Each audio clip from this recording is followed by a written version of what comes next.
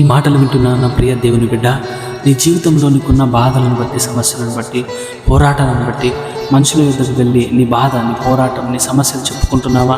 ఎవరి దగ్గర చెప్పుకున్నా నీకు ఏ సహాయం అందదు, ఏ కార్యం జరగదు.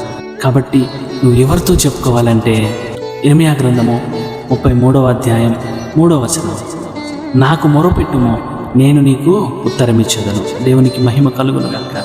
దేవుడు అంటున్నాడు, నాకు మొరపెట్టుము, నేను నీకు ఉత్తరం ఇస్తాను. మనుషులు నీకు ఏమి చేయలేరు, మనుషులు నీ బాధను తీర్చలేరు, మనుషులు నీ సమస్యను తీర్చలేరు. కానీ నీవు నాకు మొరపెడితే నేను నీకు ఉత్తరం ఇస్తా, నీ ప్రతి సమస్యను తీరుస్తా, నీ బాధలన్నీ తొలగిస్తా, నేను ఉన్నతమైన స్థాయిలో నిలబెడతా. దేవునికి మహిమ కలుగుగాక. మాటలు వింటున్న నా ప్రియ దేవుని బిడ్డ, ఇంతవరకు మనుషులకు నీ సమస్యలు చెప్పుకున్నావేమో, కానీ ఇప్పుడు దేవునికి నువ్వు మొరపెట్టినట్లయితే దేవుడు నీ జీవితంలో గొప్ప కార్యం చేస్తానని ఈరోజు ఈ లేఖనం ద్వారా ప్రభు నీకు తెలియజేయుచుండగా విశ్వాసముతో ప్రభుకు ప్రార్థించు. దేవుని దీవెనలు పొందుకో. దేవుడు నీకు తోడై ఉండి నడిపించునుగాక.